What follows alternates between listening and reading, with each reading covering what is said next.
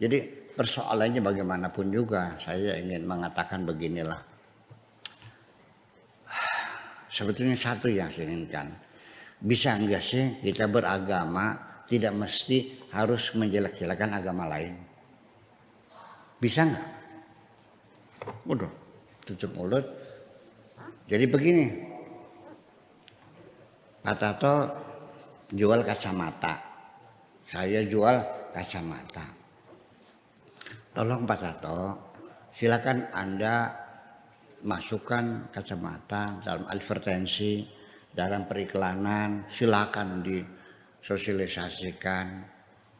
Sebatas Anda menyanjung-nyanjung produk Anda. Produk saya bagus, ya kan, bahannya istimewa, garansinya sekian tahun, harganya murah, boleh kredit dan sebagainya dan sebagainya. Silakan, itu dalam wilayah Anda. Tapi tolong jangan jelek-jelekin kacamata saya. Itu aja kok, susah banget sih. Apapun agamanya, silahkan berdakwah. Negara kita ini bukan negara sekuler kok. Ya, bukan. Kita ini bukan negara sekuler lah. Artinya ngurusin agama juga. Silahkan Anda berdakwah. Katakan agama saya adalah agama yang baik, yang mengajari kemanusiaan, yang memuliakan manusia, keadilan sosial, supremasi hukum, dan bla bla bla bla bla bla. Sudah selesai. Tidak usah nyebut-nyebut agama orang lain, menyalah-nyalahkan agama lain yang tidak asli, yang ini, yang ini, yang ini. Bisa nggak begitu kira-kira? Iya dong. Untuk menjaga supaya negeri kita ini, negara Indonesia ini kondusif, aman, tentram, jangan bertengkar. Pertengkaran antara kita ini bisa menghambat pembangunan kok. Bahkan bisa bubar negeri kita ini. Iya, dan harganya mahal. Silakan Anda sanjung setinggi-tingginya, silakan Anda berargumentasi, pujilah agama Anda, tapi tolong jangan menjelek-jelekan agama orang. Itu saja minta saya. Jangan menyesat-nyesatkan agama orang lain. Jangan menyesat-nyesatkan mazhab orang lain. Udah tutup mulut, sudah. Tawakkaltu 'ala Allah, fawwidu amri ila Allah, terserah Allah sajalah. Bisa nggak begitu? Lah iya kan, saya hanya minta itu kok susah banget sih. Iya, saya nggak minta uang kok, enggak. Saya nggak minta dibayar dengan jumlah, enggak. Saya nggak minta dihormati, enggak. Cuma saya minta tolong jangan menjelek-jelekan mazhab orang lain, jelekin orang lain. Sebab kita sendiri, nah kita kembali kepada Islam sendiri. Antara umat Islam juga, jangan menyesat-nyesatkan mazhab lain. Apakah itu Syiah, apa itu Mu'tazilah, apa itu Qadariyah, Jabariyah, Murji'ah, ya Wahabiyah, ya kan, apa ya dan sebagainya. Udah jangan menjelek-jelekan agama lain. Udah, kalau Anda yakinnya begitu, mazhabnya Syafi'i, silakan jalani mazhab Syafi'i, nggak usah jelek-jelekin mazhab yang lain. Bisa nggak begitu? Harus bisa dong. Iya, dulu pernah ada kasus. Orang jual obat nyamuk, iklannya obat ini, tapi dia mengomentari mana ada nyamuk takut sama roda, kan digugat loh. Iya, ya itu maksudnya, mungkin jelek-jelekin lah. Obat nyamuk saya ini tidak berbau, di hidung nyaman, baunya wangi, bertahan lama, harganya murah dan sebagainya, bla bla bla. Silakan, nggak usah nyebut-nyebut. Nah, itu bisa nggak begitu tuh? Itu aja persoalannya. Susah banget sih.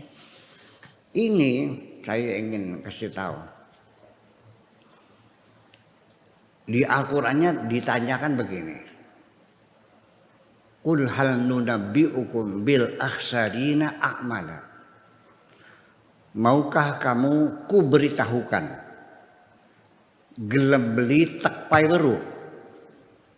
Qul hal nunabbi'ukum bil akhsarina a'mala. maukah engkau kuberitahukan tentang orang-orang yang amalnya rugi? Mau nggak? Alladzi dhalla sa'yuhum fil hayati dunya, yaitu orang yang sesat di dunia, kata Allah. Wa hum yuhsabuna annahum yuhsinuna sun'a. Mereka menduga telah banyak berbuat baik di dunia. Selama di dunia dia mencatat pahalanya, meyakini masuk surga karena dia berdakwah menyebarkan agama Islam, kan begitu? Berdakwah menyampaikan kebenaran kepada umat, mengerasanya dia berdakwah. Begitu mati di akhirat, kitabnya oleh malaikat diperlihatkan. Mau kemana kau? Ke surga lah. Dasarnya apa? Aku berjuang membela Islam, berdakwah. Kata malaikat, kami mencatat gara-gara kamu yang murtad ribuan orang. Karena kau berdakwah dengan bawa pentungan dan takbir. Orang yang sudah sholat kau bid'ah-bid'ahkan. Yang kunut bid'ah, yang ini bid'ah, yang ini bid'ah. Ngurusin orang yang sudah sholat bid'ahin. Iya, berdakwah bawa nasi, bawa lauk pauk, bawa indomie, bawa duit, bawa obat. Berdakwah, bukan bawa pentungan dong. Gara-gara kamu berapa ribu orang yang murtad. Ya sabuna annahum yuhsinuna sun'a. Iya, dikiranya berbuat baik di dunia, ternyata dikenal kejahatan. Ya, wahum yahsabuna annahum yuhsinuna sun'a. Jadi begini aja lah maksud saya. Sudahlah. Jangan membedakan orang yang kunut, yang salaman setelah sholat saya bid'ah. Dengar enggak? Zikiran bersama bid'ah. Gini, begini saudara-saudara sekalian, kamu jangan terlalu yakin bahwa sholat kamu persis seperti sholatnya Nabi. Memang Nabi mengatakan shollu kama ra'aitumuni usolli, tetapi kamu jangan meyakini bahwa sholat kamu itu persis seperti Nabi.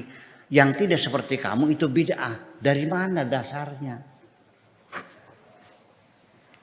Kita ini semuanya tidak pernah melihat Nabi sholatnya seperti apa. Karena deskripsi tentang sholat sendiri itu setelah Nabi tiada. Dan mereka tidak mendapatkan bukti-bukti yang meyakinkan bahwa Nabi sholatnya seperti ini. Dari mana tadi begitu? Ternyata karena para ulama mujtahidin ketika menjelaskan sholat seperti apa, ternyata berbeda-beda.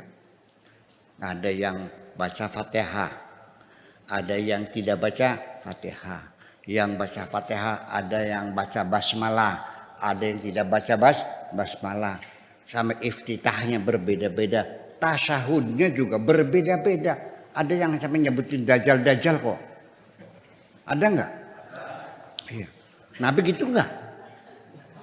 Jadi ketika mereka berbeda pendapat, itu artinya mereka sama-sama tidak menemukan bukti yang meyakinkan bahwa Nabi sholatnya seperti itu.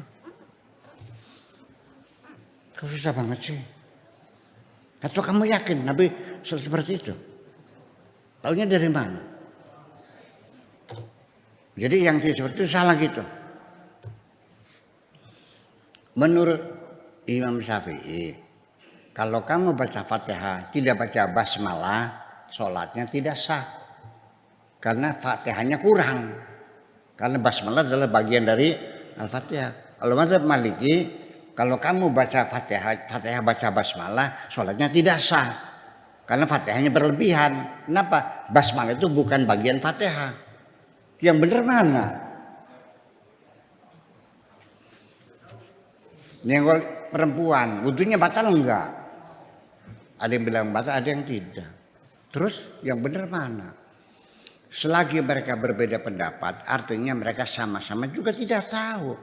Imam Syafi'i juga tidak sezaman dengan Nabi kok. Dia tidak tahu Nabi berdasarkan kata hadis, katanya. Yang ini katanya juga hasilnya berbeda-beda.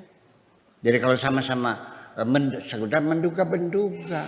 Jadi artinya bukan hanya sholat saja, fikih hukum Islam itu dzununun, dugaan panjang. Iya kan? Bisa enggak sih tidak bertengkar? Saya minta tidak banyak kok. Jangan bertengkar, bisa enggak? Itulah sebabnya saya tidak pernah mau membantah. Sekalipun saya disalah-salahin orang, dibully orang, saya tidak pernah membantah. Karena saya konsisten ngajak orang jangan bertengkar, maka saya pun tidak boleh betul enggak? Ya itulah, kalau saya ngeladenin ya berarti saya jarakoni dong. Ya gitu, terima kasih. Ya.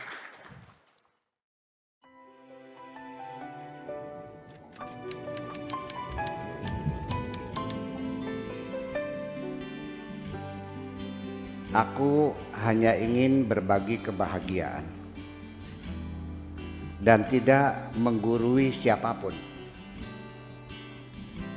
Terlalu sulit bagiku untuk menyalahkan siapapun. Akan tetapi apabila ada orang yang ingin mengisi raporku, tentu aku sangat gembira sekali. Dan kujamin aku tidak akan sakit hati sedikit.